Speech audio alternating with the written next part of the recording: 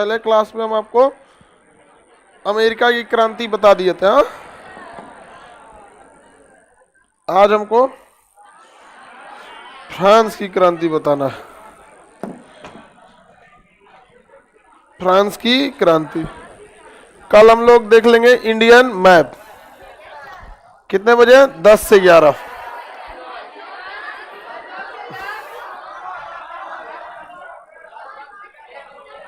दस बजे से 9 गधा 9 तक, 9 से 10 मैप है। 10 से 11, 9 से 10 क्या है? खाली टाइम, लंच। समझा? 9 से 10 में आपका क्या चीज है? ये फिजिक्स है। 9 से 10 में फिजिक्स जाएगा। 8 से 9 में जाएगा आपका इकोनॉमिक्स, और इस 7 से 8 में आएगा ज्योग्राफी। नहीं, पॉलिटी या ज्योग्राफी कुछ भी आएगा। अच्छा, वो इकोनॉमिक्स आएगा। इकोनॉमिक्स, केमिस्ट्री, फिजिक्स, ये सुबह वाले में हो जाएगा। Physics, chemistry, economics. ठीक है।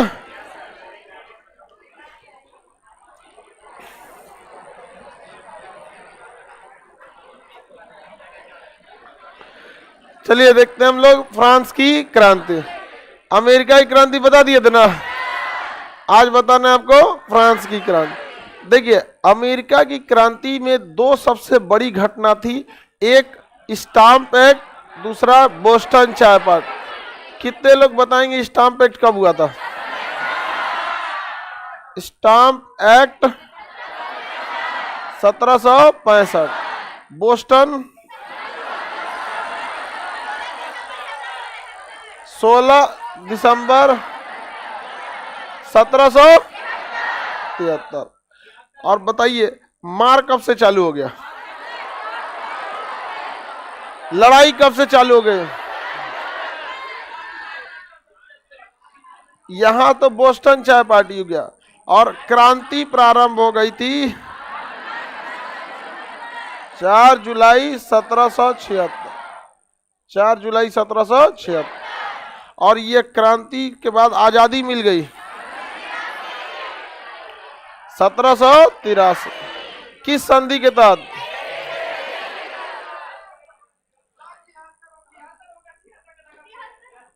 कहां पे?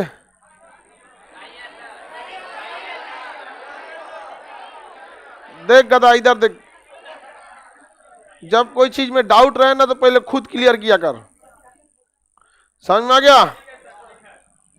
ये बोस्टन वाला 73 में था। लड़ाई कब हुई थी? 76। और 83 में आजादी।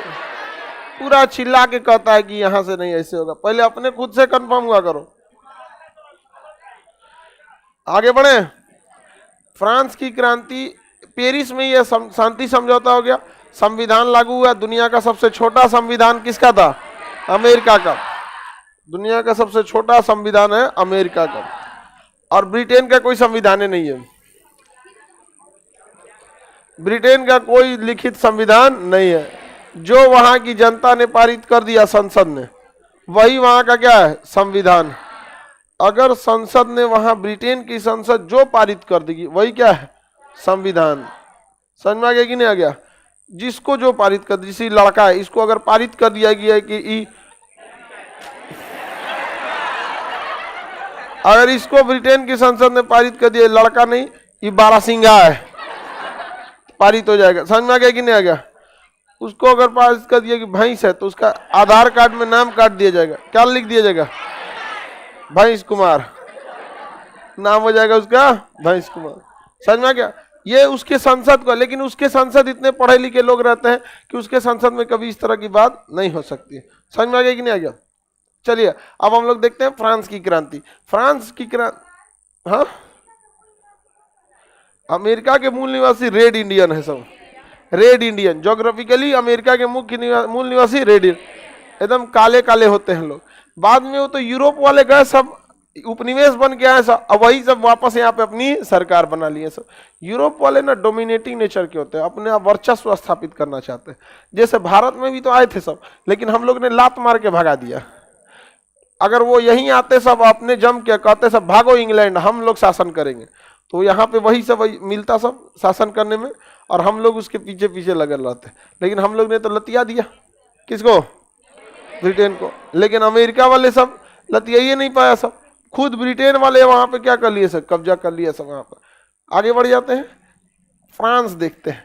ये है ब्रिटेन, ठीक है। ब्रिटेन के जस्ट नीचे इंग्लिश चैनल के पास कौन है? फ्रांस। इंग्लिश चैनल के पास ये फ्रांस। फ्रांस का हमेशा से युद्ध चलते रहता था ब्रिटेन के साथ, हमेशा से लड़ाई झगड़ा ब्रिटेन के साथ क्या चलते रहता था? युद्ध चलते रहता था।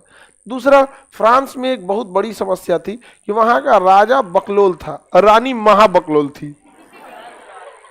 राजा क्या था? ठीक है, लड़की लोग बताइए, रानी पूरा कोनो काम के नहीं थे सर। पूरी जनता में इतनी त्राहिमाम फैली हुई थी जिसका कोई हद नहीं। जनता में गरीबी बहुत ज्यादा थी और युद्ध में लगातार पैसे खर्च हो रहे थे। इसलिए जनता का कहना था कि युद्ध में इतना पैसे क्यों खर्चा कर रहे हो ब्रिटेन के साथ युद्ध में।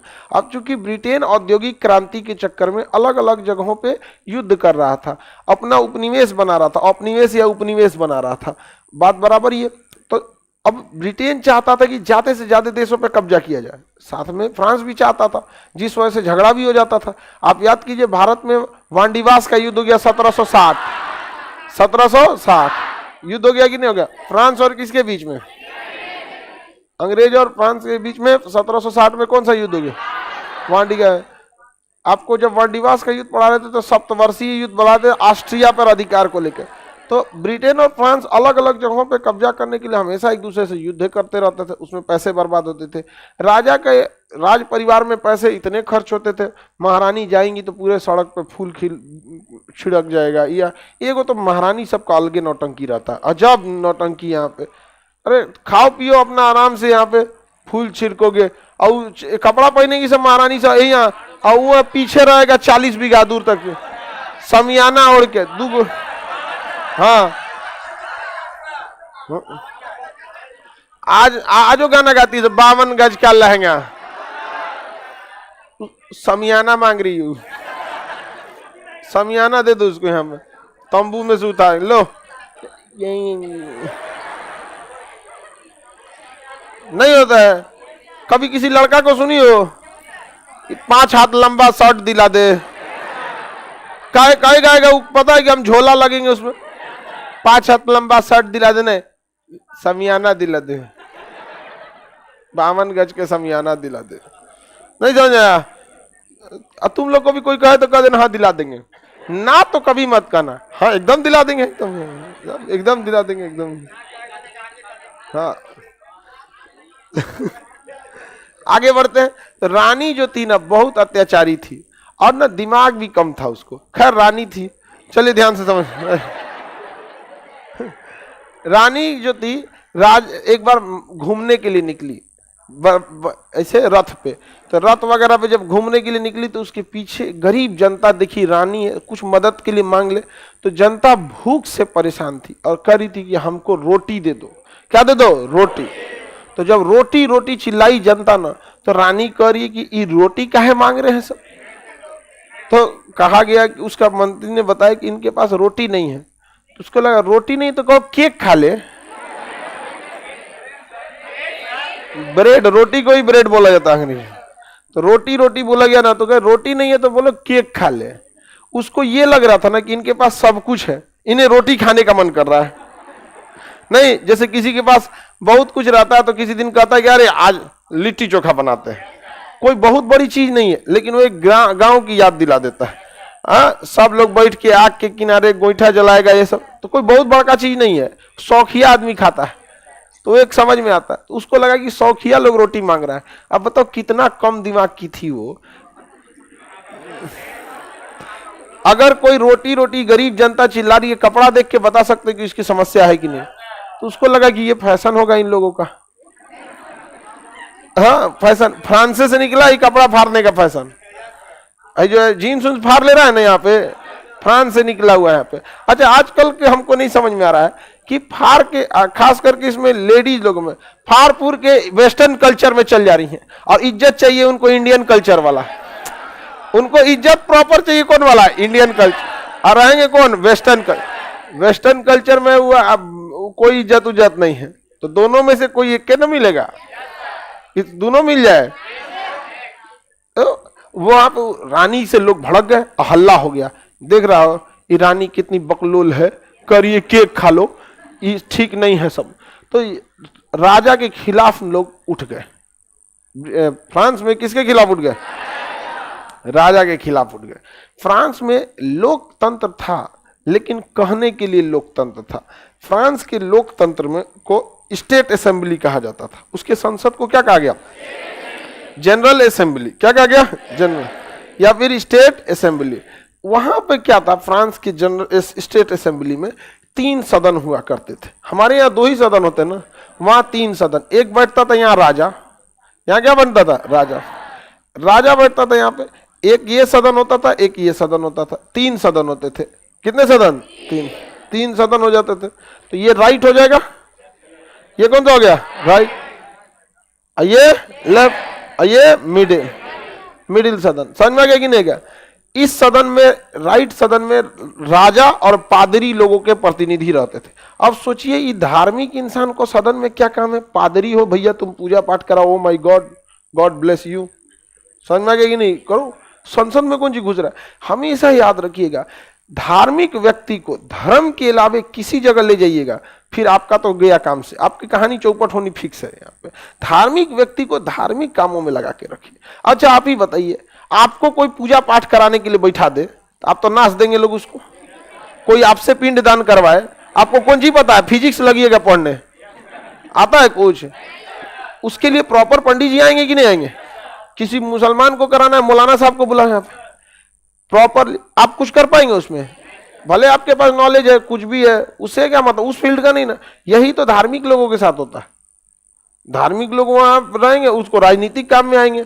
और उन लोग में ना बड़ा अजीब सा एक कॉन्सेप्ट होता है, उनको दिमाग में बैठा है कि सब लोग झुको मेरे आगे।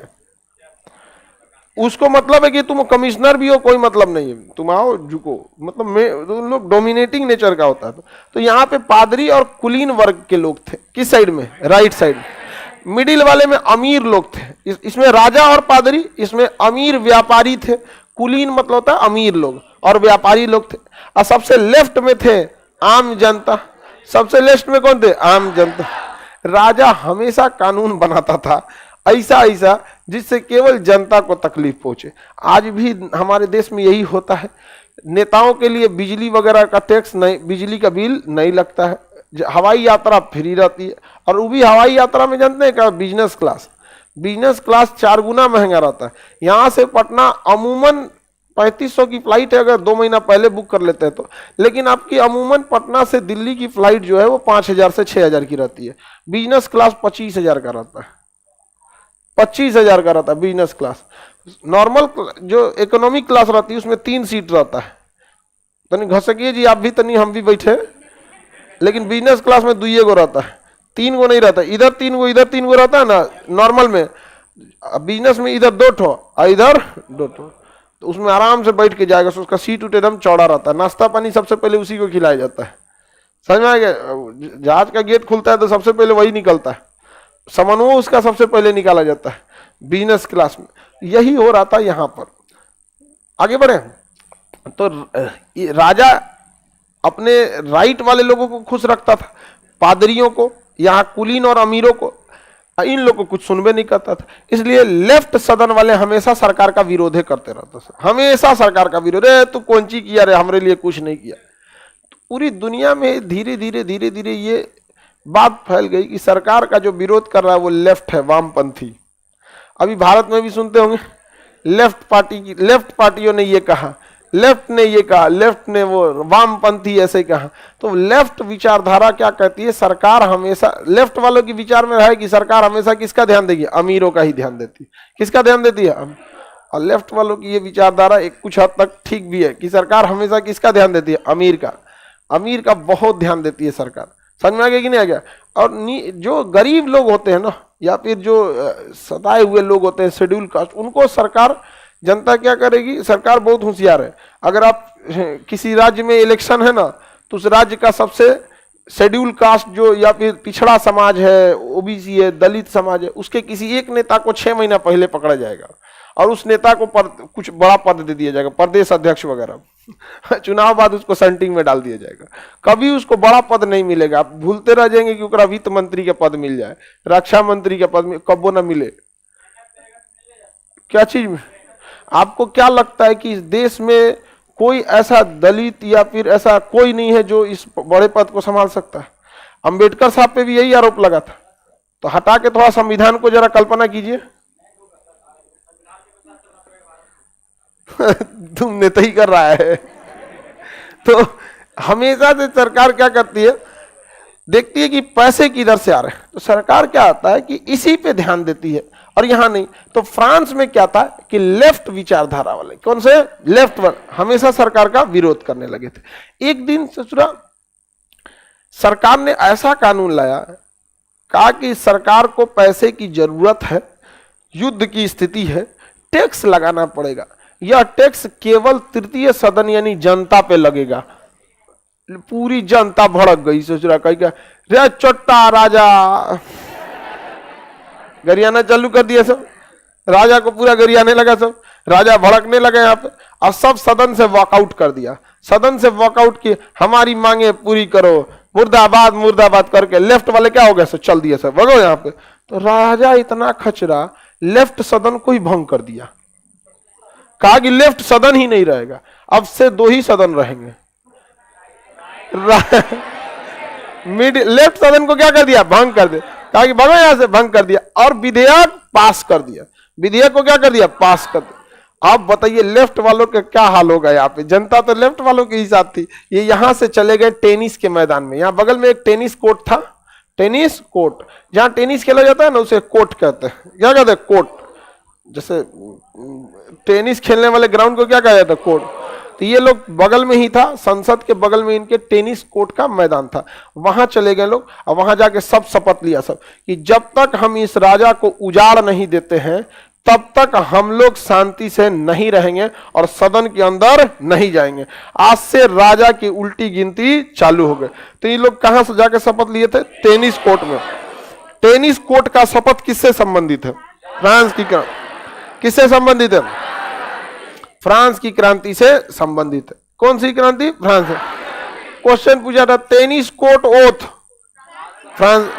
ओथ का मतलब होता है शपथ लेना। एनडीए का क्वेश्चन था, टेनिस कोर्ट ओथ का संबंध किससे है, फ्रांस की क्रांति। किससे, फ्रांस की। अब फ्रांस की क्रांति में बवाल हो गया। अब फ्रांस का राजा उठा, लुईस 16वां। क्या नाम था, लुईस 16। फ्रांस का राजा उठा तो कहा कि ससुरा इनको बताते हैं यहाँ पे। तब सारे कैदियों को क्या कर लिया, गिरफ्तार कर लिया। सारे लोगों को, जितने मतलब जो आजादी की मांग कर रहे थे या जो खिलाफ बोल रहे थे, उन सब के ऊपर क्या कर दिया गया, गिरफ्तार करके, और उनको एक बड़े से किला में रखा गया, वास्तिल दुर्ग। वास्तिल किला का नाम क्या था, वास्तिल। क्या नाम था, वास्तिल। किला को तो वैसे ही दुर्ग बोलते हैं, वास्तिल किला या वास्तिल दुर्ग। वास्तिल दुर्ग में रखा गया इन कैदियों को। किन्हें रखा गया, कैदियों को।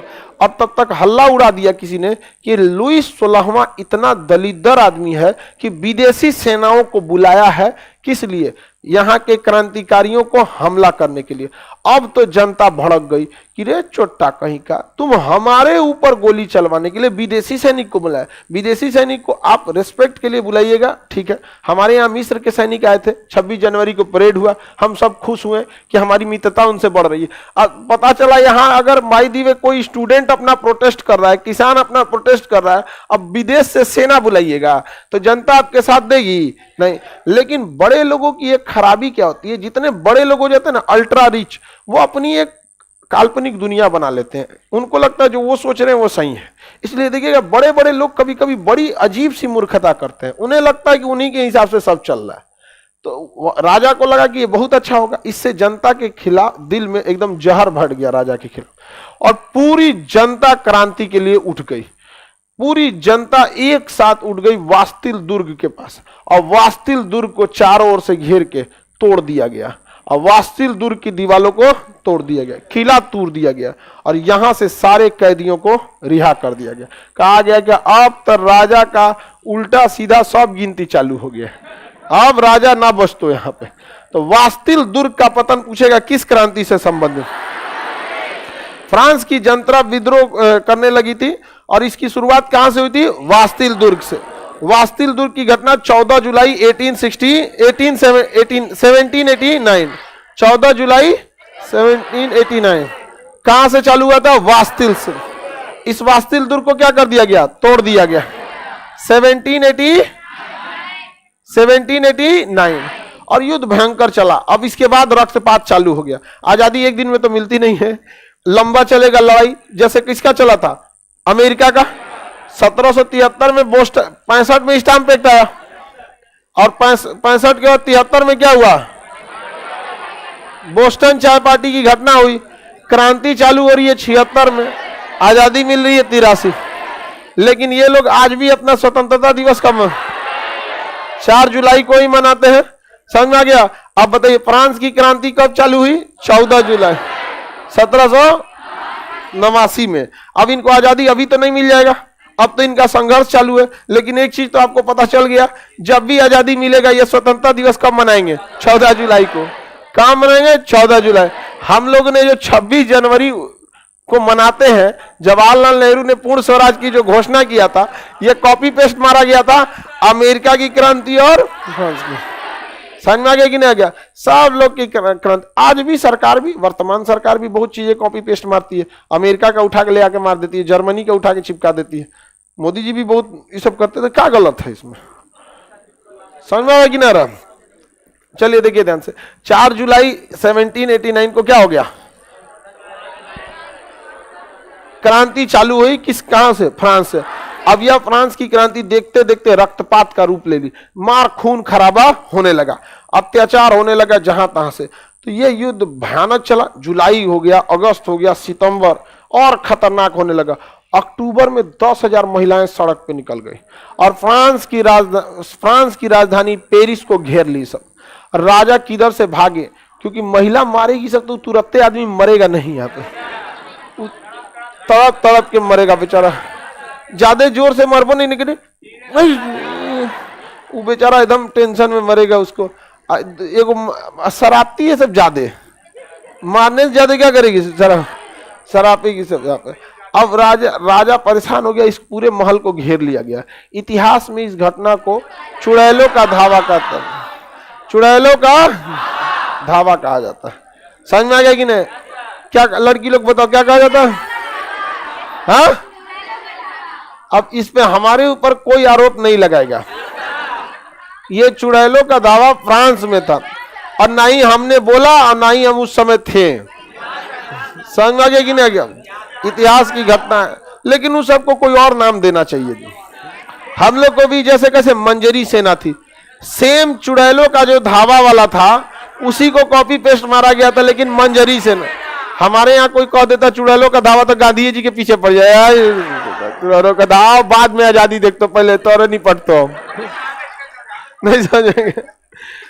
तो हम लोगों ने क्या किया था? मंजरी सेना। लेकिन उन्होंने आगे बढ़ जाए। टेनिस कोर्ट का संबंध फ्रांस की वास्तिल दुर्ग का संबंध फ्रांस की चुड़ैलों का धावा फ्रांस की क्रांति में बहुत भयानक रक्तपात हुआ। इसी में एक विद्वान था दार्शनिक जो अच्छा बात बोलता है उसी क्या कहते हैं? दार्शनिक बोलता है। जो जीवन में जिन बातों को अपनाया जा सकता है, दार्शनिक चीजों को। रूसो था, क्या नाम था? रूस। एक और था वाल्डेयर।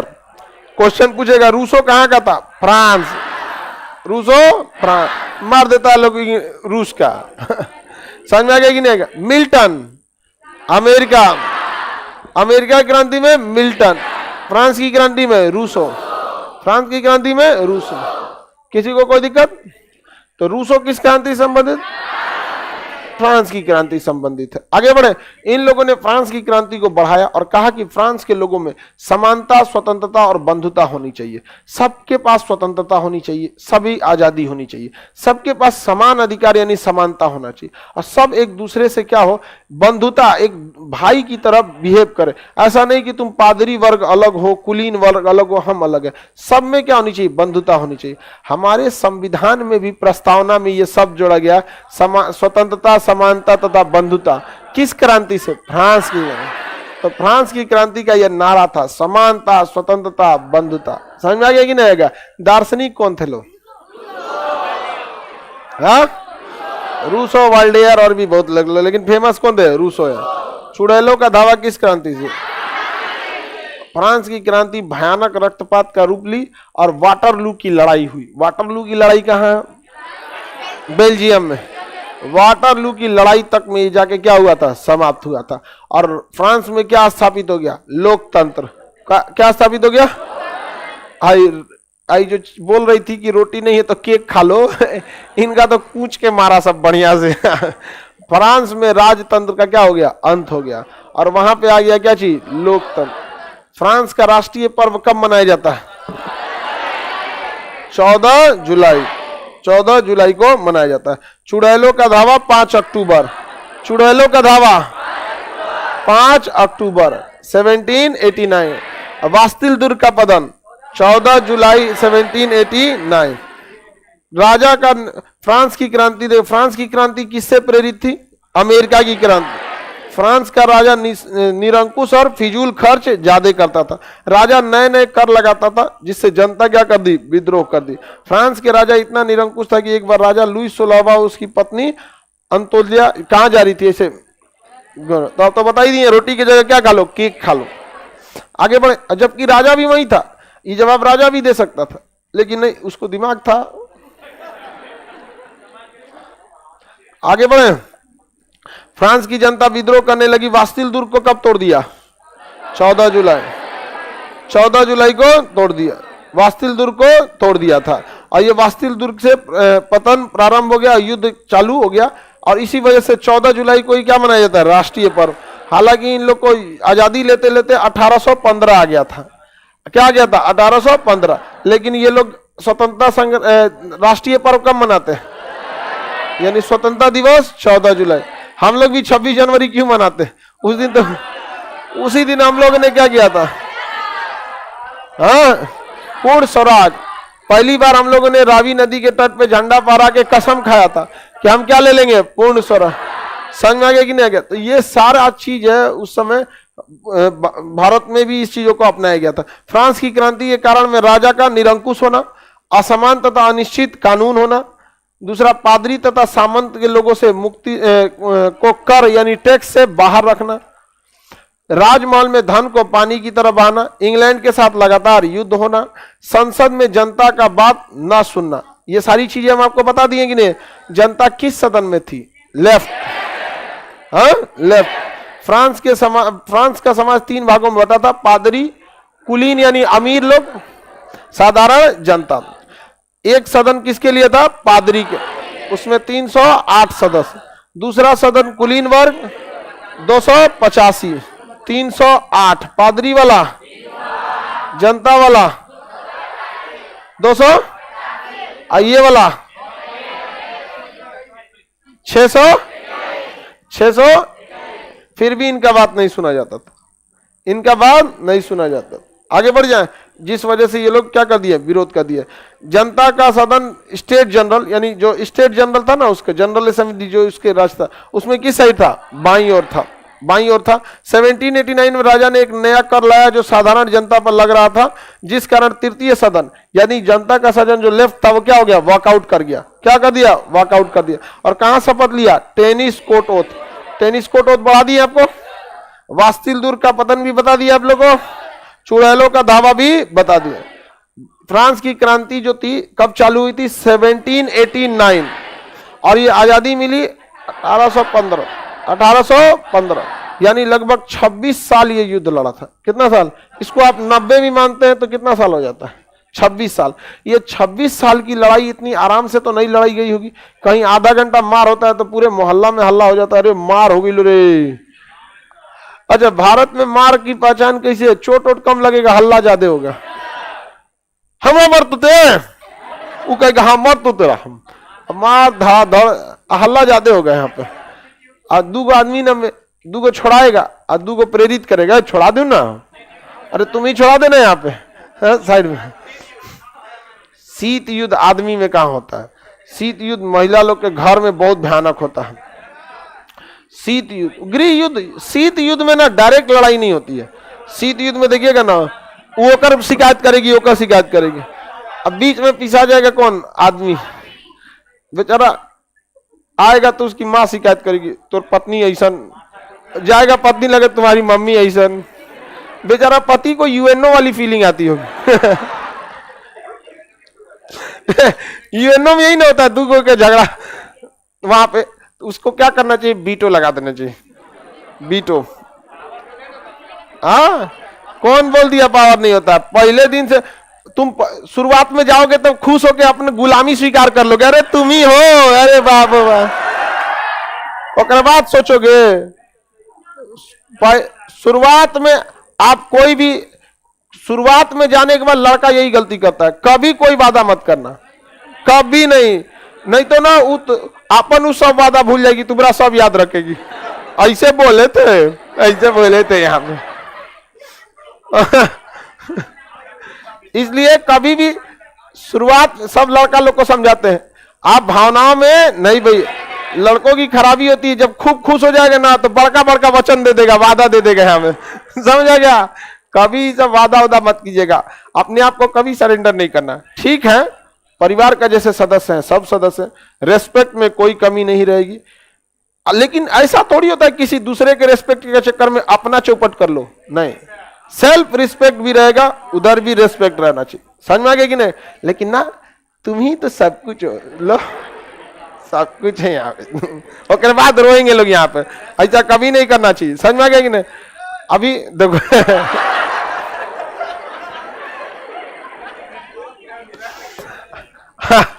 हमारे दोस्त सब जो है सब ना, उसकी पत्नी सब जब नाश्ता उस्ता रखती है तो रख के गुस्सिया के चल जाती है। उसका कहना हमको पहले ही कितना मानता था। उस सब का पति सब अब उसको अजय ऐसा नहीं है कि उस सब एकदम डोमिनेटिंग नहीं रखना चाहिए। आप एकदम कि मुट्ठी में बंद करके रखोगे, अरे कोई जीन है वो। आगे बढ़े, चुड़ैलों का धावा वगैरह सब समझ में आ गया कि नहीं? देखो ये कमेंटों में कर रहा है सर हम शादीशुदा हैं, हमरो बात ना मानती। तो ये सब तुम वही संविधान जब बन रहा था ना ब्याह के शुरुआती 6 महीना में, तो तुम उसी संविधान में अपनी गुलामी लिखवा चुके हो। अब तुम्हारा कुछ नहीं हो सकता। समझ में आ गया कि ना? हम लोग को आजादी कब मिली? संविधान बना इस 3 सालों में हम लोग ने बढ़िया व्यवस्था रख दिया। पाकिस्तान को भी आजादी मिली 1947, संविधान बना 56 में, कितना साल में? 10 चौपट हो गया संविधान। तो अपन संविधान बनने के टाइम पे तुम लोग करेगा चौपट और उसके बाद रोएगा दुनिया को सामने कि अरे मेरा बर्बाद होगी लोग भाई। सब आप लोग जान गए ना, लड़की लोग को कोई दिक्कत?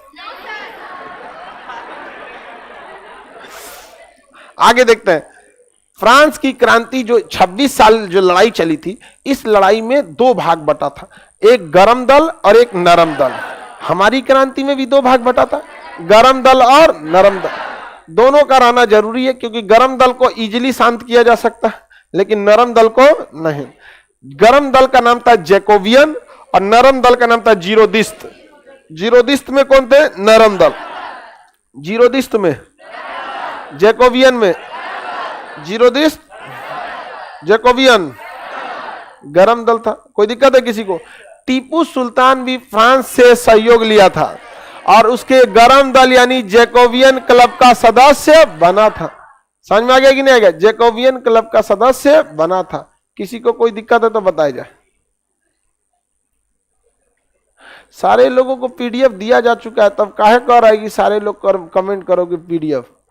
आपका नहीं खुल रहा है तो सबका थोड़े ना बंद है पीडीएफ। हाँ यही करवाया था राजा लुईस 16वां।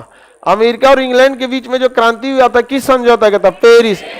यही गया था समझौता कराने के लिए। आइए कुछ आके चल आया। समझ आ गया कि नहीं? क्या गए थे सोचा समझौता कराने। जैकोबियन जीरो समझ में आ गया कि नहीं? फ्रांस की क्रांति का नारा क्या था?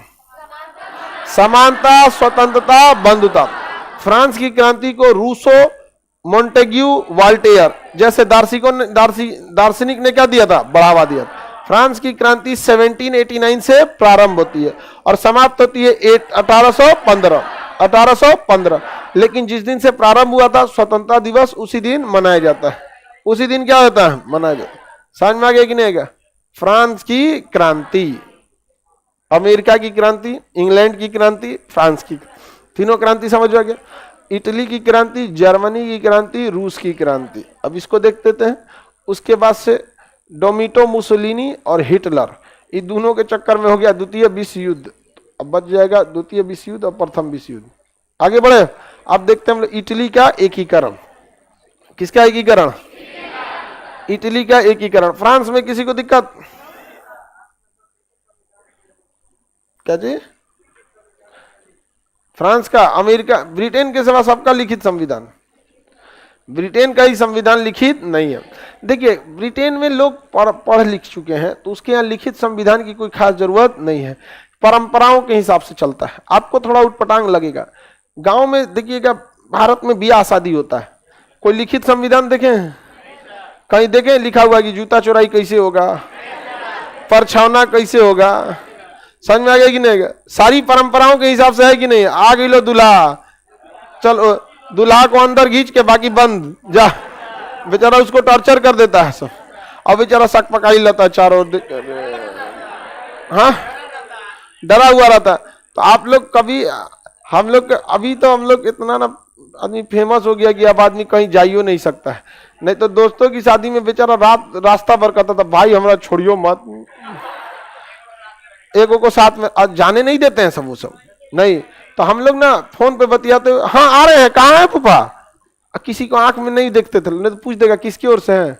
देखबे नहीं कीजिएगा ना किसी को तो कंफ्यूजन में रहेगा, रिश्तेदार होगा कहीं का। समझ में आ गया कि देख लेंगे तो का हो। तो हमारे यहाँ शादी ब्याह कैसे चलता है? परंपराओं के हिसाब से। आप जो त्योहार मनाते हैं, दिवाली त्योहार देखिए, या जो ईद बकरीद का त्योहार मनाते हैं, कौन बार कोई उस दिन संविधान निकालता है कि चलो भैया आप दिवाली कैसे मनाया जाएगा? चालू हो गया परंपरा। दिवाली, छठ देखिए 3 दिन का त्योहार है और कितना घर से लेके घाट तक बहुत मेहनत वाला त्योहार है। उस पे से व्रत और निर्जला। समझ में आ गया कि नहीं आ गया? तो बताइए उसका कोई लिखित देखें? परंपराओं के हिसाब से चलते आ रहा है। अब कहीं देखिए, चाहे आज तो अमेरिका तक में भी छठ हो रहा है, अब बिहार से लेकर पूरा जगह, कहीं कोई गड़बड़ होता है नहीं। उसी तरह जब कोई सिस्टम एकदम स्मूथली बन जाता है ना, तो लिखित की कुछ खास जरूरत नहीं होती है।